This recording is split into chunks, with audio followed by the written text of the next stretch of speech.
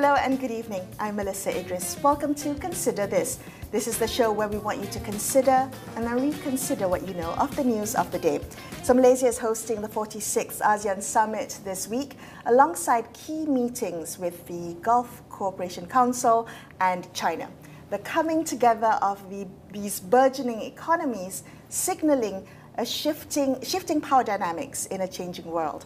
So as Asia rises, can the global system, the rest of the global system, keep up? That's what we're going to be discussing today. Joining me to unpack this, what's next for ASEAN and also the global order, we have Professor Jeffrey Sachs, who is an economist, author, and president of the United Nations Sustainable Development Solutions Network. Professor Sachs, thank you so much for joining me on the show today. So let's talk a little bit about the shifting global order. Asia now accounts for, I think, more than half of the global GDP. Where do you see a time when the geopolitical weight of Asia will rise to match its economic power? What we're seeing is a restoration of long history, because Asia was at the center of the world economy and global politics for centuries and centuries, up until really around the year 1700 or so, when the European rise came to dominate most of the world for a period of 250 or 300 years. That phase is ending. We're going back to a more balanced or multipolar world.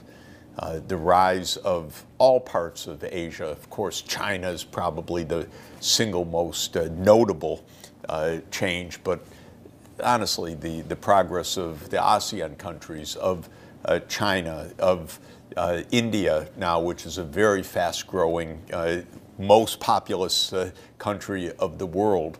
And as this summit shows, also West Asia, the Gulf region, the Middle East so-called, but really Western Asia. All of this means that Asia is now back increasingly at the center of the world economy and world society. Now, it's a multipolar world because Europe is still there, the United States is still a very important power, but the idea that in my country that the United States is the sole superpower or the dominant country of the world, that phase is clearly over. It was an arrogant moment of the United States when the Soviet Union ended and the U.S. said, oh, it's just us now. But of course, that was already a little bit of a delusion. The American policymakers, I know, because I was there and I watched, didn't take into account what was happening in Asia. They weren't looking ahead. They didn't understand the dynamism of this region. Already back in 1992, you could have projected that the world's changing fast and Asia is going to become much, much larger as a share of the world economy. But the U.S. at the time was so focused on the end of the Soviet Union, the dominance of the West, that it didn't see what was going to happen over the next 30 years. So here we are, fascinating summit, because it is China, it is Southeast Asia, ASEAN, and it is Western Asia. So it's this long stretch from the East China Sea through the Indian Ocean that is coming together, really together at this summit to say, here we are, we're getting interconnected, we're moving forward rapidly on technology, we're reinventing our energy systems, our transport systems, our communication systems, and we're doing it together. Very important. So when you say we're now in the age of a multipolar world, does that mean that the age of hegemony is over? Does it mean that we will no longer see kind of the superpowers that once were? So perhaps looking at the US in the 20th century, the UK in the 19th century.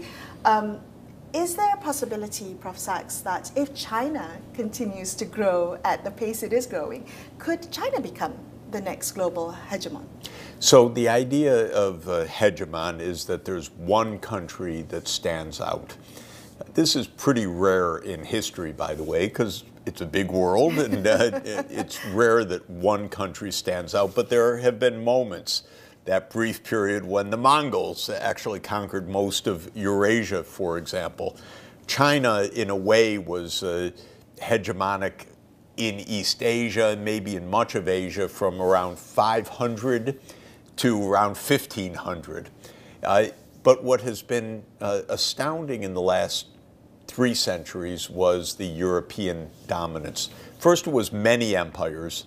It started actually with the Spanish and the Portuguese, but then they were overtaken by the Dutch, the British, and the French. And then after 1815, it was the British. And the British really dominated. They dominated, obviously, Malaya, but the British dominated most of the world, with France being also around, but never quite what Britain was, which was the global naval power, the unchallenged navy. And we could say that British hegemony lasted about a century, from the end of the Napoleonic Wars, 1815, to the beginning of World War I. Then Europe went into this extraordinarily self-destructive period, 2 civil wars of Europe, one could say. The First World War, the Second World War. Second also had the major wars of this region.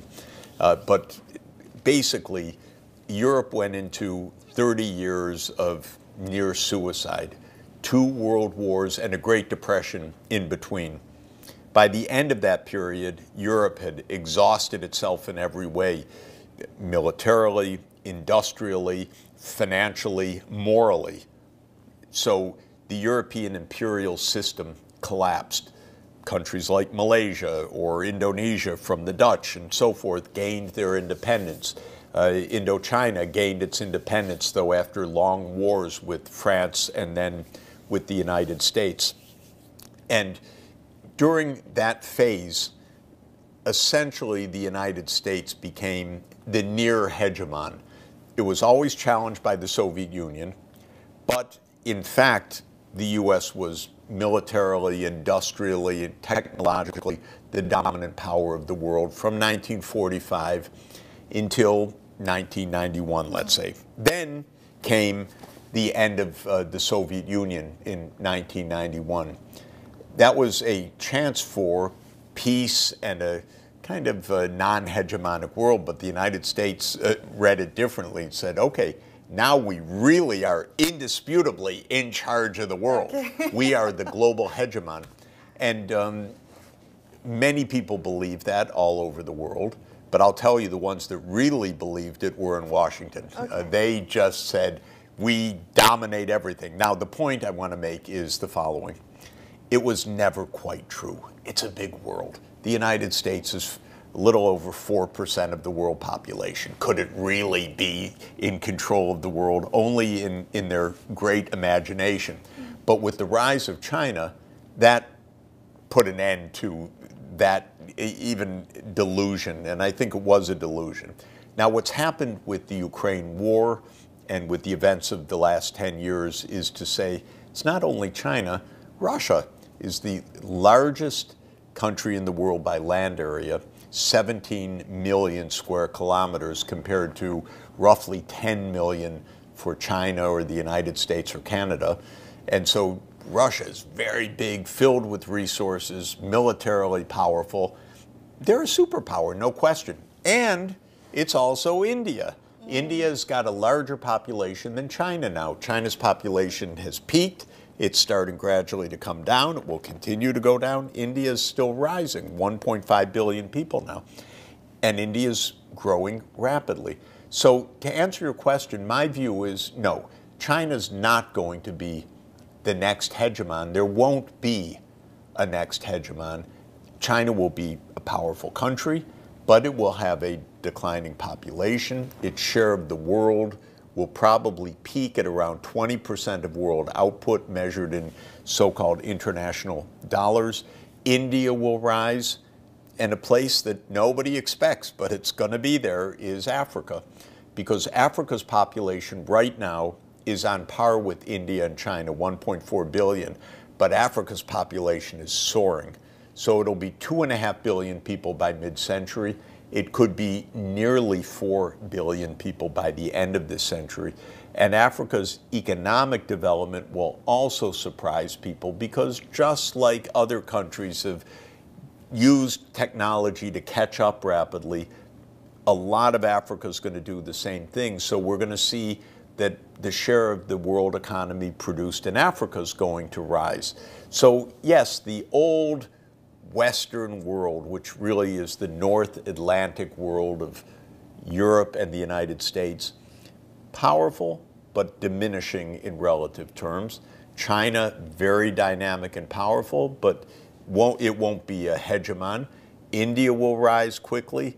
Western Asia will play its role. Africa will have a much bigger role. We're going to be in a multipolar world.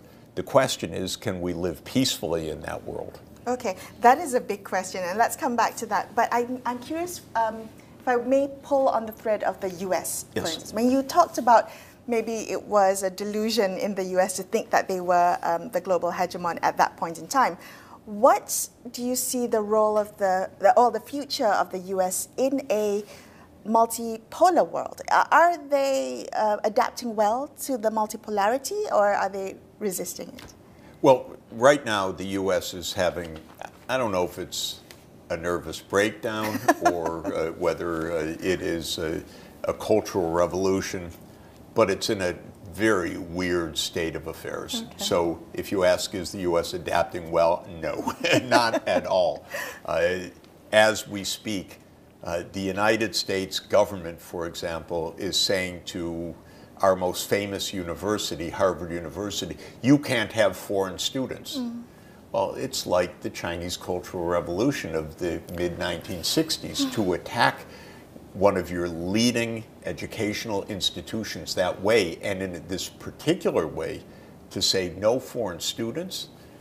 This is madness. This is, if I could use a psychological term, profoundly neurotic.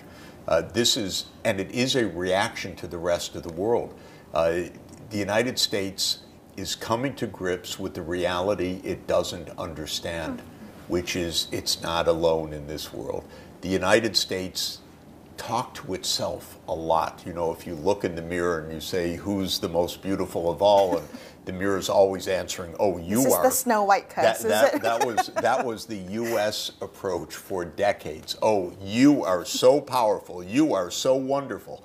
And suddenly it doesn't quite work that way. And so the reaction is smash the mirror. We don't want foreign students. It's a kind of craziness, but this is actually what's happening right now. So the reaction is not good. It's not healthy. It may take a number of years to come back to some basic common sense, but the tariff wars and the arresting and deporting students and telling Harvard University you can't have foreign students. This is a kind of culture war going on in the United States right now, and it has its roots in the end of the delusion of hegemony. Part of that delusion was the global leadership position that the U.S. took on in challenges like climate and global trade and conflict, even peacekeeping, or even spreading democracy. All these principles the U.S.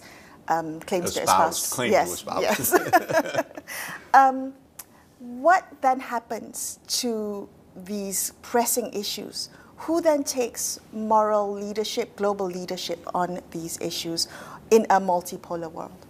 So I think the key is to distinguish two concepts. One is multipolar and the other is multilateral. So can they coexist? Well, multipolar means many poles of power.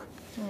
And I would say the major powers in the world right now are the United States, China, India, Russia, and if Europe gets its act together, Europe.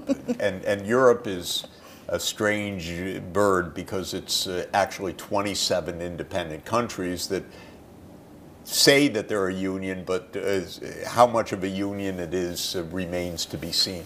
But those are the major powers right now, and you can define the major powers that they're big economies, they're technologically dynamic, they're nuclear powers, they have their geopolitical role, they're represented in the UN Security Council, except for India, interestingly, but India is definitely a global superpower at this point.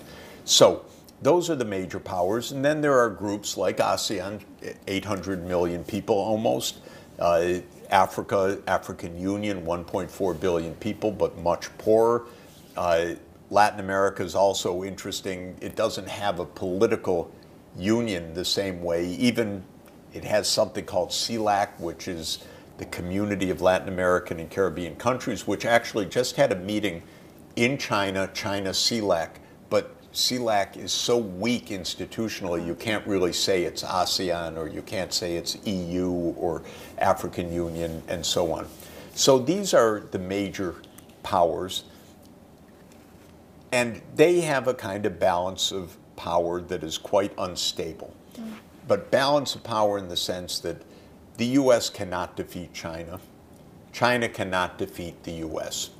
They could blow up the whole world, that's for sure, but they can't defeat each other. Same between the U.S. and Russia.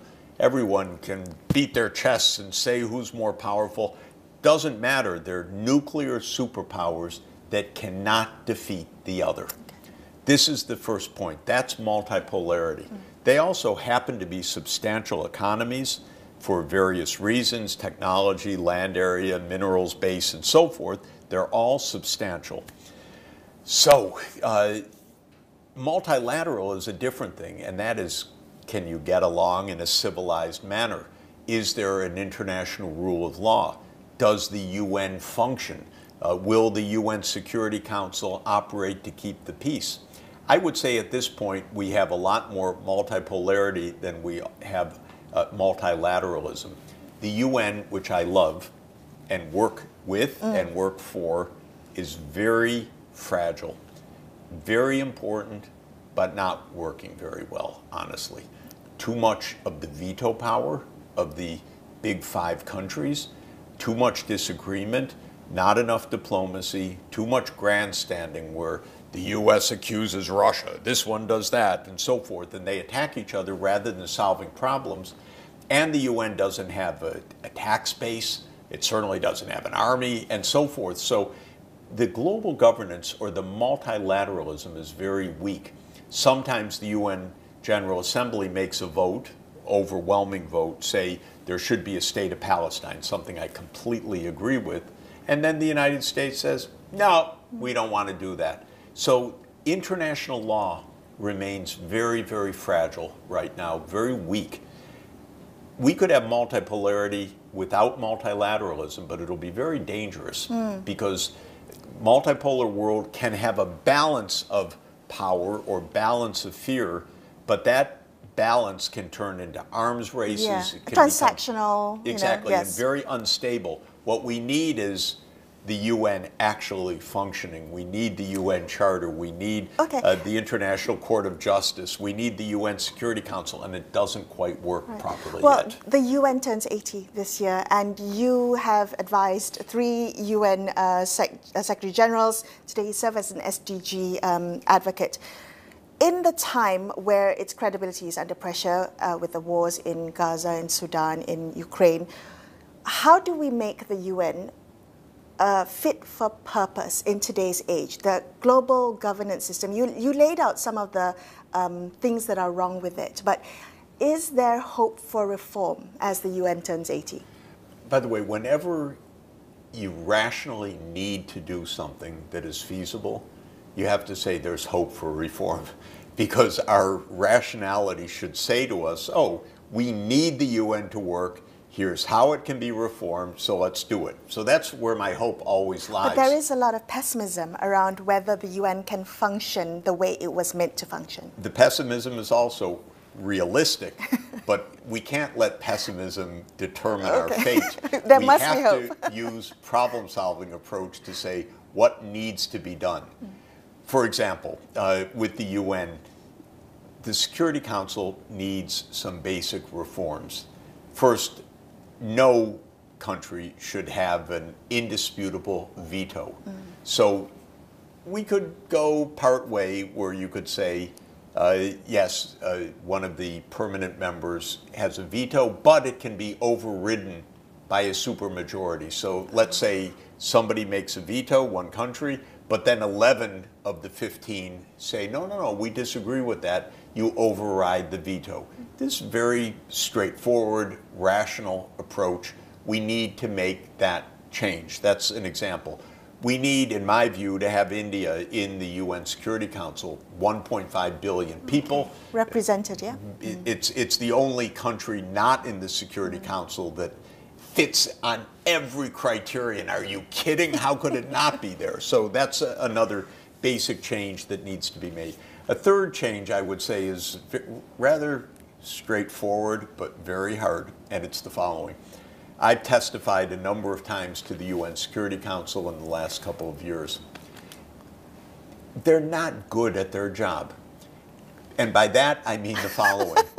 They should be analyzing the crises as a group. They should have a kind of secretariat that says, here's a brief that explains the crisis. Now you, the Security Council, are assigned under the UN Charter to solve that problem.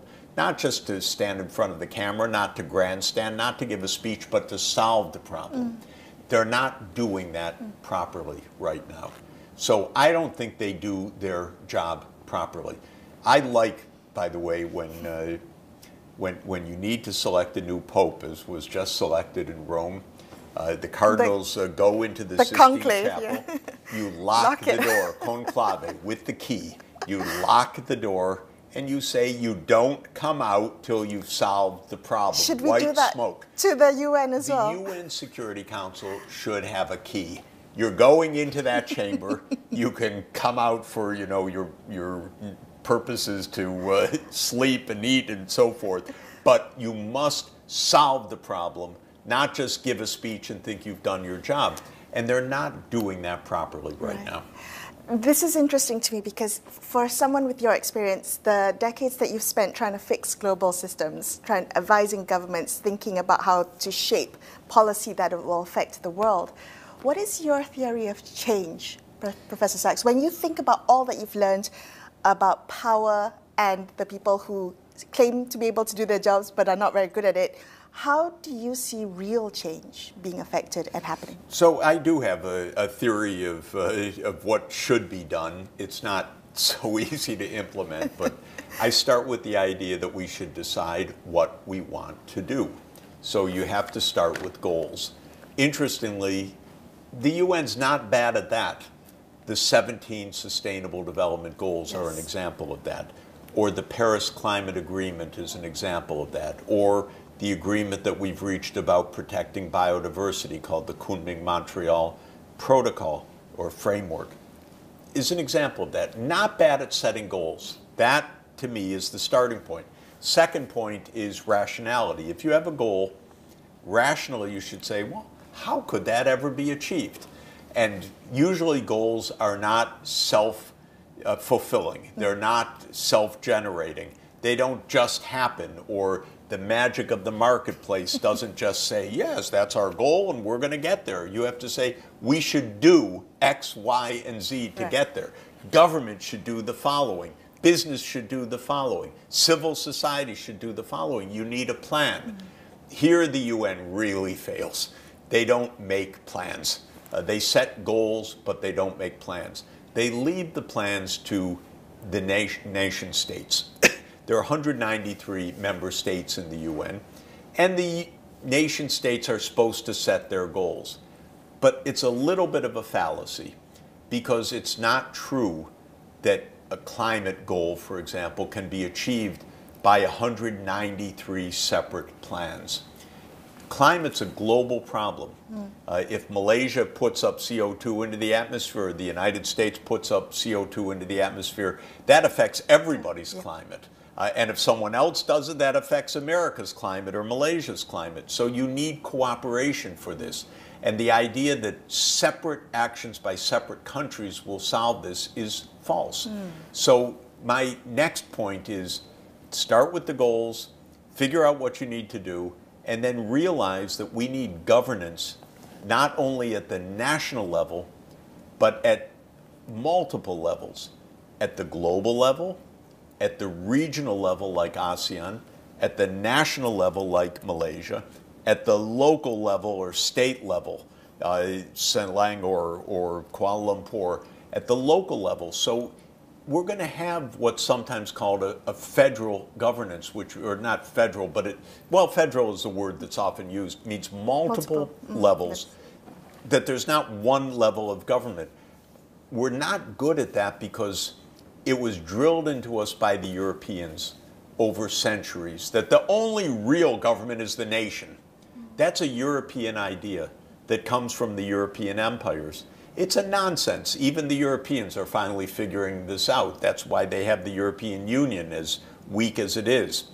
China was a united giant for 2 millennia, so they don't have exactly the same mindset as in the US world or the European world. But this idea that the nation is the organizing principle of the world is just a mistake. So we need to strengthen the UN for global things. We need to strengthen ASEAN for regional things, and so on.